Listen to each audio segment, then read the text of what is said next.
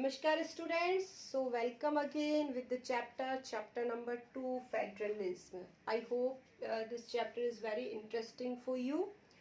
Many interesting topics which we have discussed. First was the meaning of federalism, second was the key features, types of federalism, in which we discussed different countries, USA, Switzerland, Australia, how they follow the coming together federalism and holding together federalism about the India. Na? So today's topic is, after that the threefold distribution of power we have done.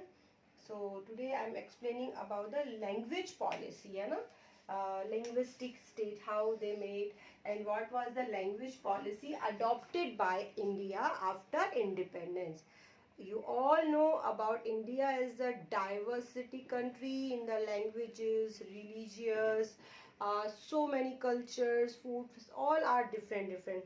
So how they have done the power sharing in the different linguistic areas. Fine students.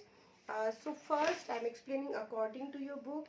There is the creation of the linguistic state was the first major test of the democratic politics in country. In short, I am explaining it was the experiment for the Indian. Ki how can they divide the states according to their languages. Some politicians were very afraid. They don't want any divisions of the society. उन्हें ऐसा लग रहा था कि if we will divisions according to the languages, so it will be very danger for our unity. हमारी country की unity पे बहुत ज़्यादा क्या पड़ेगा. So first they have not taken the step, but in mainly non-Hindi speaking countries have conflicts. So we have adopted some common policies, but when they did the divisions of the state according to their language, it shows that it's working. Our unity is representing. उससे हमारी unity और ज़्यादा बढ़ने लगी जब एक ही culture, एक ही language के लोग एक साथ रहने लगे. फाइन. सो यहाँ पर उसके बारे में पढ़ेंगे. बहुत सारे हमारे प्रोविनेंस स्टेट थे. 1947 the boundaries of several old states India were change in order to create new state. कई सारे चेंजेस की जो स्टेट्स हैं उनकी बाउंड्री चेंज की गई. किसके बेस पर? लिंग्विस्टिक बेस पर. कुछ क्वेश्चंस इसमें आपको याद रखने, यानी टॉपिक्स यहाँ पे याद रखने. पहला, the second test of the Indian federation is the language policy. पहला तो लिंग्विस्टिक स्टेट को किस तरह बनाया जाए. दूसरा जो चैलेंज था फेडरलिज्म का, कि किस तरह से पॉलिसीज अडॉप्ट की जाए फॉर द लैंग्वेजेस. और constitution did not give the status of the national language to any one language. हमारे इंडिया की कोई भी नेशनल लैंग्वेज नहीं है. Remember, national language. Fine. No national language in India. Why? हमारी इंडिया की कोई भी नेशनल लैंग्वेज नहीं है. हिंदी है हमारी. Hindi is only official language. यहाँ पर भी क्वेश्चन बनता है, state the reason why India has not adopted any national languages. Hindi was identified as the official language only, but Hindi is the mother tongue of only the 40% of Indian. जो Hindi language है ना, only 40% peoples are speaking. मैंने पूरी country में सिर्फ 40% लोग हैं जिन्हें हिंदी बोलना आती थी. तो what about the 60%? Fine. Come to the previous chapter. हमने पढ़ा था सिन्हालास के बारे में, तमिलियंस के बारे में पढ़ा था. तो अगर इस कंडीशन में हिंदी को नेशनल लैंग्वेज डिक्लेयर कर दिया जाता, तो क्या यहाँ पर भी सिविल वॉर की कंडीशंस होती या नहीं होती? बिल्कुल होती. दैट्स व्हाई हमारे कॉन्स्टिट्यूशन में हिंदी को नेशनल लैंग्वेज डिक्लेयर नहीं किया गया, सिर्फ ऑफिशियल लैंग्वेज डिक्लेयर किया गया, क्योंकि हम किसी भी कॉन्फ्लिक्ट के लिए तैयार नहीं थे. Therefore, there were many safeguards to protect other languages. पहला तो उन्होंने क्या किया, हिंदी को ऑफिशियल लैंग्वेज बनाया 40%. दूसरी बहुत सारी लैंग्वेजेस को सेफगार्ड, यानी उन्हें भी आइडेंटिटी प्रोवाइड की गई. कितनी लैंग्वेजेस हैं? Beside Hindi, there are 21 languages recognized as a scheduled language by the Constitution. 21 languages को scheduled language के रूप में रिकॉग्नाइज किया गया. 21 तो ये होगी और एक होगी हिंदी. टोटल कितनी हो गई? 22. रिमेंबर, हिंदी के अलावा 21 लैंग्वेजेस है. अब इन लैंग्वेजेस का शेड्यूल करने का क्या बेनिफिट था? A candidate in the examination conduct by central government positions में opt in to take examination any these languages.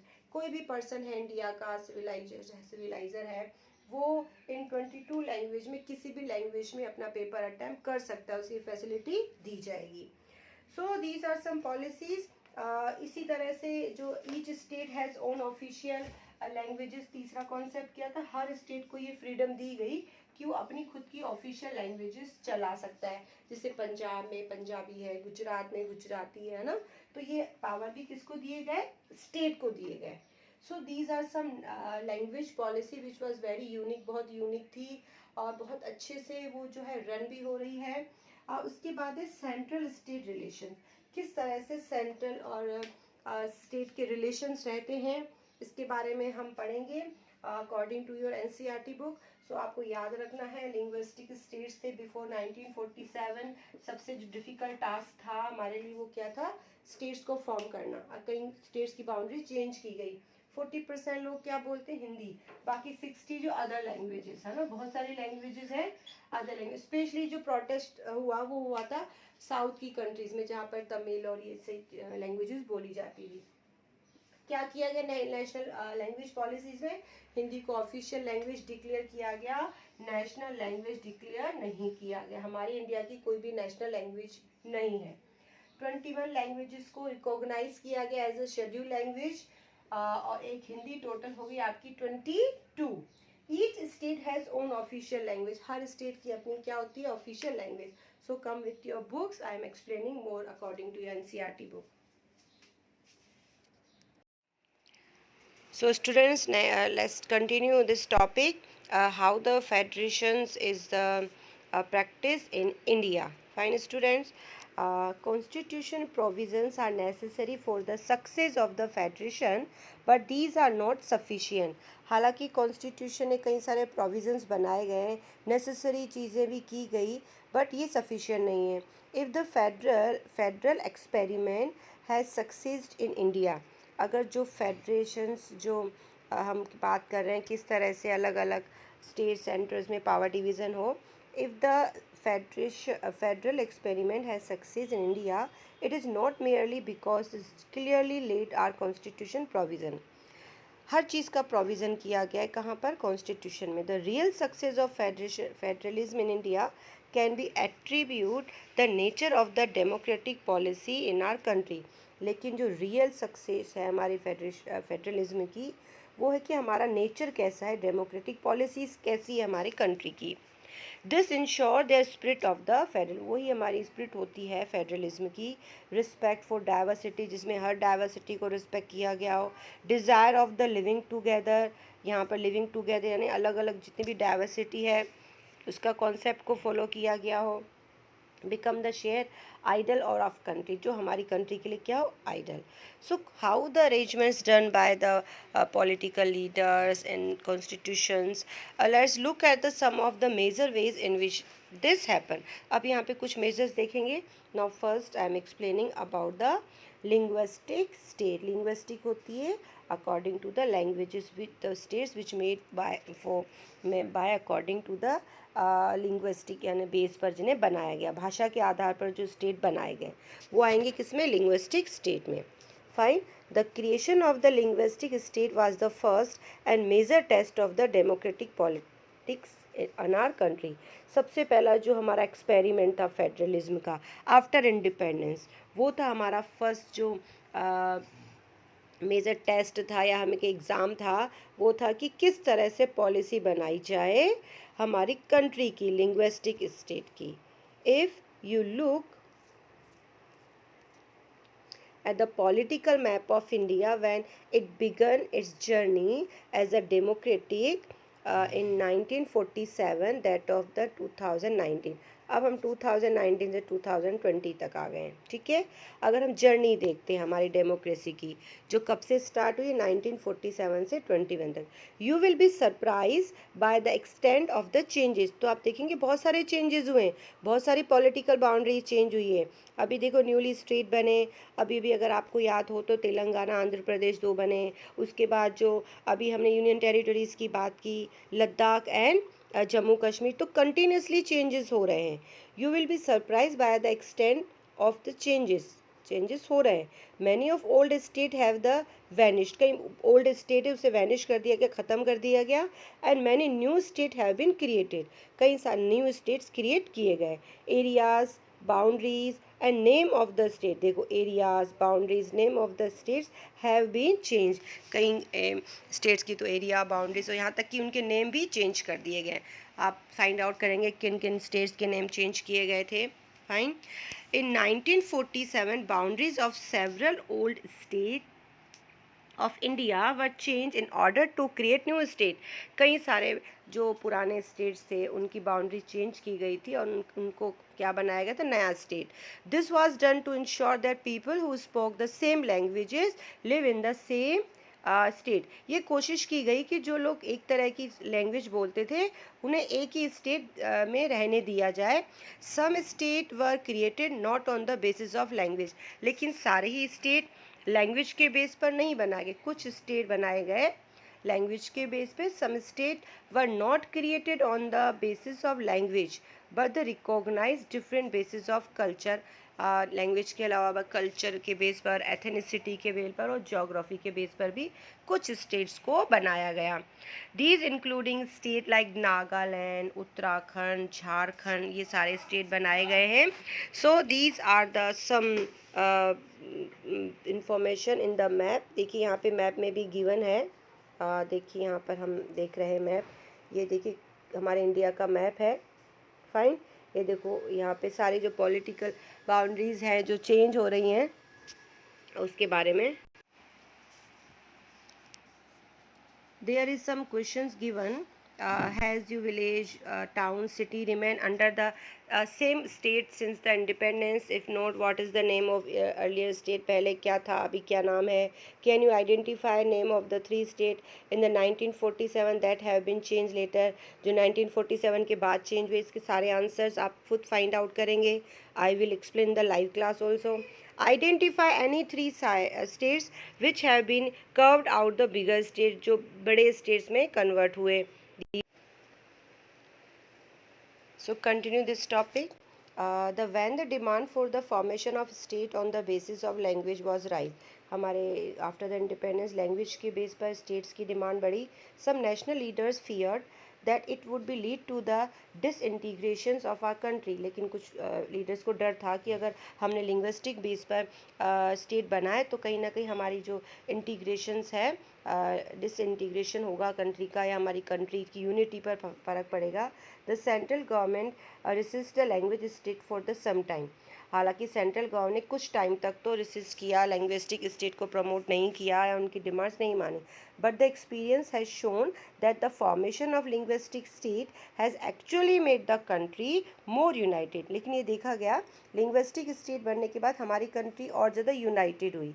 It is also made the administrator easier, और वहाँ पे एडमिनिस्ट्रेशन करना, शासन चलाना बहुत ही क्या हो गया, ईजी हो गया. Now what was the language policies? A second test for the Indian Federation is the language policy. दूसरा क्या था हमारा, लैंग्वेज पॉलिसी. इसको हम थोड़ा जूम करके देखते हैं. The policy, our constitution did not give the status of the national language to any one language. It means हमारे इंडिया की कोई भी नेशनल लैंग्वेज नहीं है. Hindi was identified as the official language. Hindi को क्या बनाया गया है, सिर्फ official language. But the Hindi is mother tongue of any about the 40% of the Indians.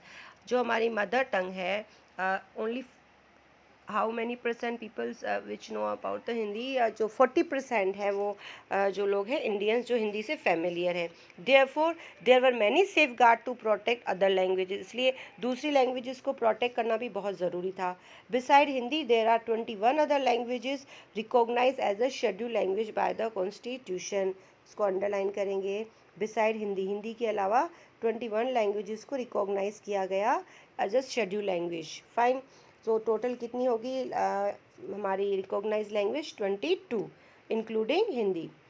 A candidate in any examination conduct for the central government positions may opt to take the examination in any of these languages. कोई भी candidate है जो exam दे रहा है central government के लिए, तो उनको प्रोवाइड कराया जाएगा ये सारी लैंग्वेजेस के में, वो कोई सी भी लैंग्वेज में एग्ज़ाम दे सकता है। State to have their own official language. Next policy क्या थी? स्टेट की अपनी ऑफिशियल लैंग्वेज होगी। Much of the government work take place in the official languages to the concern state. कई लोगों की जो स्टेट्स हैं उनकी अपनी खुद की लैंग्वेज है, ऑफिशियल लैंग्वेज है। Unlike Sri Lanka and the leader of the country adopted a very cautious attitude to the spreading the use of Hindi. हालांकि हमारी अगर बात करें श्रीलंका में, जैसे सिन्हाला का हमने कॉन्फ्लिक्ट किया था, तो हमारे लीडर्स भी अडॉप्ट कर सकते थे हिंदी को, ठीक है, उसको स्प्रेड भी कर सकते थे हिंदी को national. But according to the constitution use of English for the official purpose was stop in 1965। लेकिन जो ऑफिशियल पर्पस से इंग्लिश को चला रखा था, तो वो उससे स्टॉप कर दिया गया कब? After the 1965। However, many of the non-Hindi speaking states demanded the use of English continue। लेकिन स्पेशली जो साउथ की कंट्रीज़ है वहाँ इसकी डिमांड को कंटिन्यू रखा गया, क्योंकि वहाँ पे लोग हिंदी नहीं जानते थे। In Tamil Nadu this movement took a violent form. Tamil Nadu में ये बहुत वायलेंट फॉर्म हो गया। The central government respond to the agreeing to continue to the use of English along with the Hindi और ऑफिशियल पर्पस। उसके बाद उन्होंने इंग्लिश को वहाँ पे कंटिन्यू रखा, Hindi for the official purpose. Many critics think that the situation favored in English speaking alike।